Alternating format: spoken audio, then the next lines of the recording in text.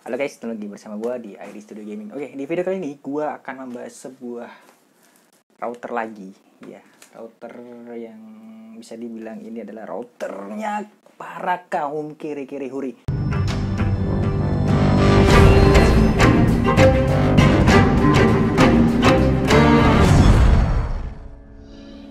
Yaitu adalah Totolink. Routernya adalah Totolink. Nah, kita akan membahas router ini dan apa saja sikap kekuatan dari router ini dan kenapa aku merekomendasikan router ini untuk para kaum kiri-kiri kayak kita ini. Oke.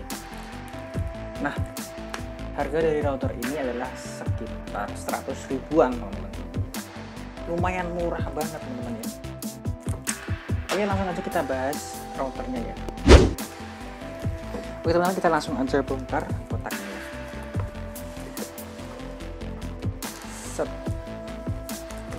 Oh ya teman-teman, router ini Totolink adalah salah satu produk yang bisa dibilang murah teman-teman ya.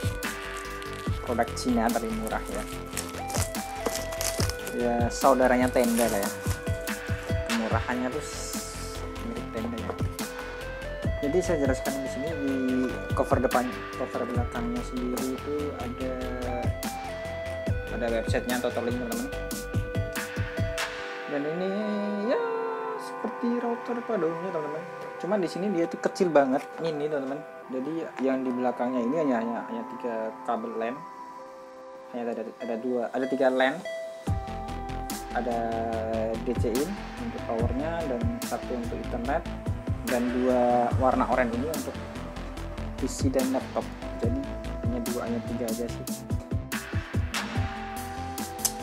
Untuk konektivitasnya ya seperti biasa, frekuensi 2,4 64 124 bit WIP. Nggak tahu ini nggak tahu juga. Oke. Ada WPS juga, jadi ini ada WPS nya juga teman-teman. WPS ini sih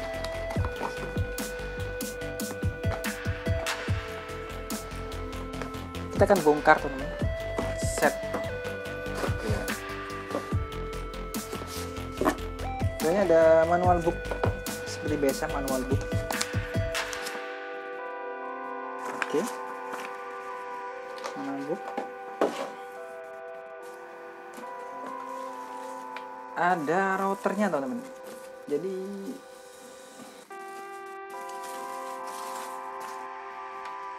tak sekecil yang kukira. Kirain kecil banget teman-teman. Ternyata ya lumayan gede sih kalau menurut aku ini nggak kecil sih, ini ya gede sih. Jadi router ini bentuknya seperti ini, ada 2 anten ini bisa dilepas ya, antenanya nggak bisa dilepas teman. Yes, seperti ini ya, kayaknya seperti ini ya routernya ya. Atau enggak berdiri seperti ini. Tombol resetnya ada di depan.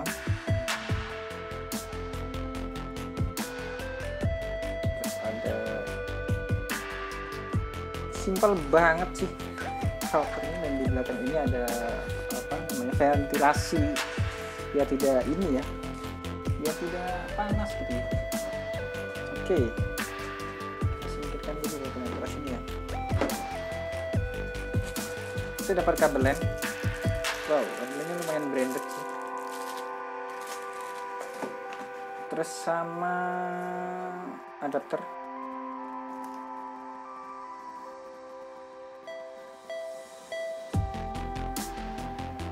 Outputnya 9 volt 0,5A. Jadi ini ya standar seperti biasa. Nah itu dia teman-teman, untuk paket pemilu ini kita dapat kabel LAN sama ya seperti biasa ya pada umumnya routernya. Nah kita akan konfigurasi teman-teman, bagaimana cara konfigurasinya dan ini bisa apa aja sih selain router. Apakah ini bisa menangkap sinyal dan kita sertakan lagi seperti Tenda. Langsung kita bahas. Oke guys, kita langsung aja ke cara konfigurasi dari Totolink N200E. Oke, router murah meriah untuk kaum kiri-kiri kayak kita ini teman-teman. Nah, langkah pertama adalah kita buka browser. Terserah kalian bisa pakai browser kalian ini, kalau gua sukanya pakai browser dari Chrome. Oke, langsung aja kita masukkan IP 192 198 1. Sebentar teman-teman, sebelum kita konfigurasi perlu digaris bawahi teman-teman, kita harus masuk ke akses pointnya dulu teman-teman, dan gua belum masuk ke akses pointnya teman-teman. Ini dia, kita masuk dulu, login, masuk dulu login ya teman-teman ya. Nah, wadaw, ternyata teman-teman loginnya itu langsung ya, ketika kita login masuk ke jaringan wifi nya itu langsung kita diarahkan di login pack nya Totolink. Oke, jadi sebelum kita login kita harus membuat password dulu. Ini saya gunakan admin aja.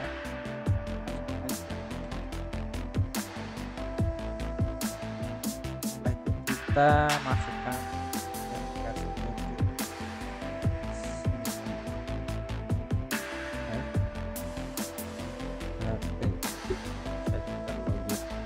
Oke, ini dia adalah tampilan awal dari Totolink N200RE ya. Di sini jelas banget ya setupnya teman-teman. Kemudian kita pakai HTTP client aja, SSID kita kasih nama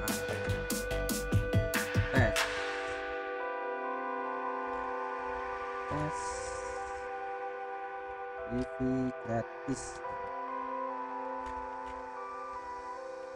Oke, passwordnya kita kosongin aja.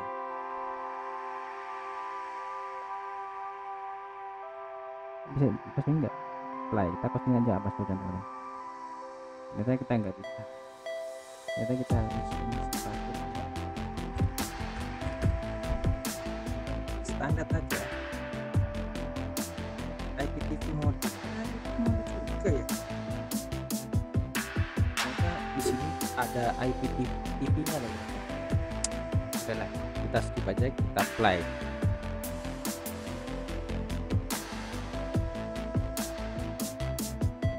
Dan sudah ketemu ini wifi yang sudah kita buat ya dari apa namanya Totolinknya teman-teman. Langsung aja kita koneksikan. Ternyata kita disuruh cancel dulu lah dan dibikin otomatis, kan nggak bisa login aja ya.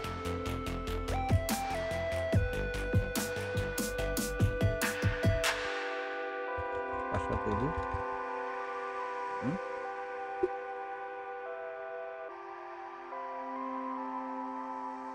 Oke, sudah masuk. Kita aktivitas kode gitu. Oke, advanced mode ya. Di sini belum terkoneksi internet teman-teman. Ya memang karena gua nggak tancapin LAN untuk internetnya. Semua masih kosong teman-teman. Kita akan membahas ini dulu deh, IC setup. Oke, jadi di sini ada set status teman-teman, dan di sini masih kosong semuanya, nggak ada IP karena belum saya konfigurasikan. Oke, di sini networknya iya, ada LAN setting, ada IP, ada static route, static route ini kayaknya sih ini. Oke, ada wireless. Wow, ternyata ini bisa digunakan 4 SSID, jadi kita bisa menggunakan 4 sekaligus. Nah, 4 karakter, gila. Oke, limit klien sampai 23, kita batasi sampai 5 aja deh, nggak usah banyak-banyak. Play. Untuk downloadnya udah bisa coy. Ternyata ada settingan WDS juga di sini. Ternyata ada WPS sama WDS. Saya nggak tahu ini WDS fungsinya untuk apa. Kayaknya kita harus login lagi.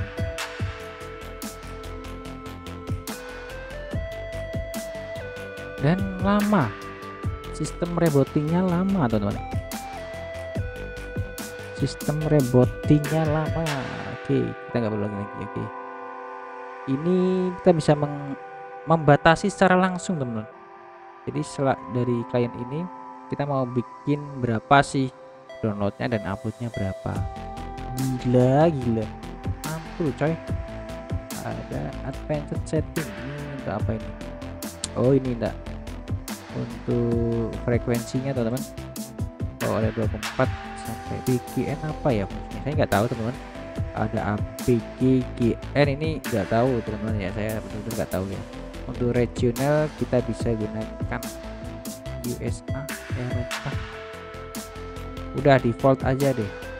Channel number kita bikin auto aja, nggak usah terlalu bikin ini 100%. Oke. RF output power ini 100% ya. Ini 100% karena ini fungsinya kan untuk ini signal yang kita terima nantinya. Oke, akses kontrol, kita dapat akses kontrol juga teman-teman untuk ngeblok IP yang tidak kita inginkan. WDS coy.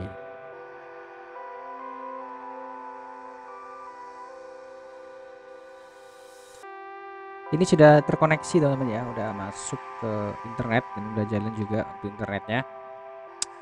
Di sini ada beberapa tab ya. Ini untuk apa namanya, bahasa. Oke. Terus yang kedua ini advanced setting untuk settingan manual. Terus ada gateway. Nah di gateway ini ternyata ada beberapa fitur yang bisa dibilang ini menarik teman-teman. Yang pertama adalah ada mode access point mode. Saya nggak tahu ini ada repeater, udah jelas ya repeater untuk menangkap sinyal dengan jaringan yang sama, dan setelah itu untuk memperkuat sinyal lagi yaitu disebarkan lagi dan jaringan yang sama ya. Terus ada AP mode. AP itu seharusnya access point teman-teman, router mungkin kalian jadi bilang ini adalah router. Dan ISP ini ya menangkap sinyal, setelah itu disebarkan lagi dengan WiFi yang berbeda. Kita coba untuk ISP nya teman-teman.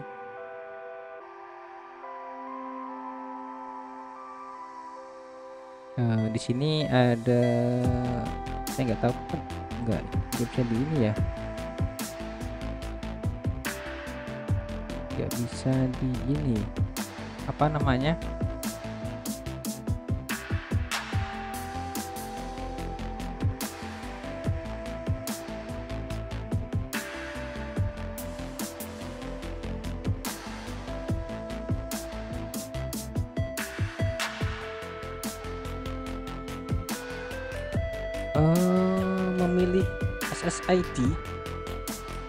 memilih SSID nya nggak ada di sini teman-teman.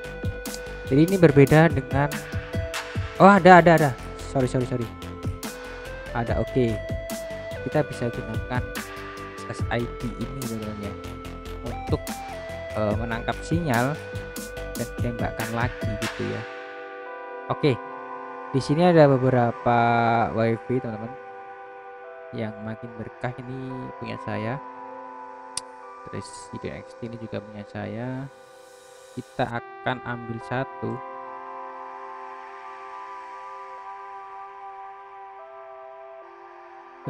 Gua pakai MA ini. Wah, tambah banyak banget nih yang kesekian. Ini kenapa nggak bisa ini ya, nggak bisa diambil gitu ya? Apakah di copy seperti ini? Oh iya, klik. Jadi masukkan password. Jadi cuman gini, diklik gini doang.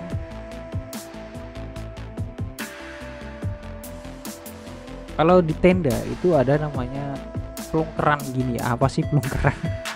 Apa ini kayak tanda gitu ya kalau kita memilih ini gitu ya. Kali ini nggak ada teman-teman, kita hanya klik ini doang udah. Kalau primary access ini sudah masuk kayak gini, kita tinggal mengisi password di sini. Kita isi password dulu.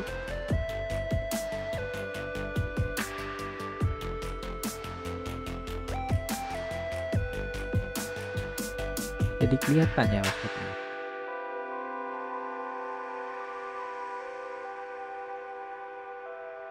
Password.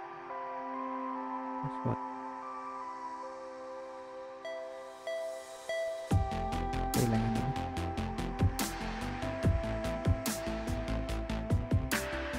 Oke.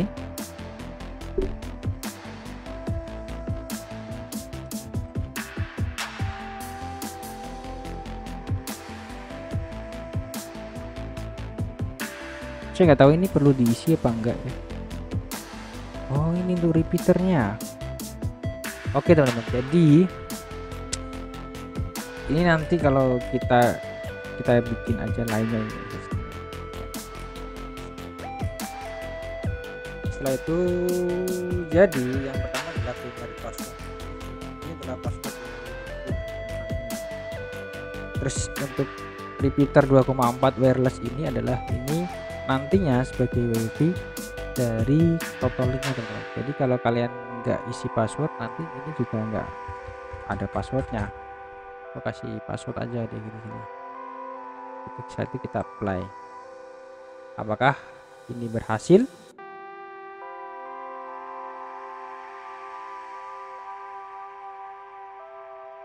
Saya nggak tahu teman-teman. Rebooting ini lama ya. Nah, nanti ini berubah menjadi SSD. Saya nggak tahu ini WiFi gratis ini masih ada apa enggak, saya juga nggak tahu. Semestinya hilang ya teman ya, berganti menjadi SSD ini kalau kita menggunakan mode WISP teman-teman ya, mode WISP ini. Jadi mode WISP ini adalah salah satu mode bisa dibilang sangatlah membantu untuk kita yang dapat sinyal kecil ingin memperluas jaringan kita ya, kita bisa memanfaatkan mode WISP.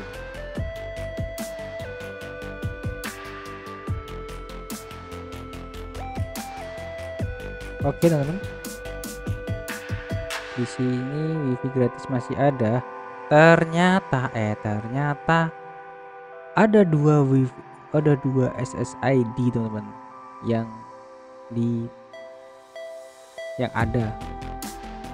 Jadi intinya di sini adalah ketika kita menggunakan mode WI ini berbeda ya dengan tenda ya. Kalau tenda itu kalau kita menggunakan mode WISP jadi SSID-nya masih sama, SSID-nya masih sama yang awal tadi.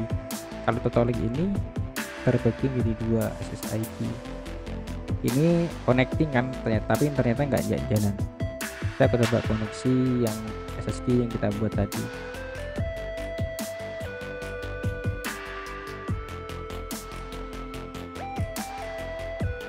Oke, kita masukkan password dulu.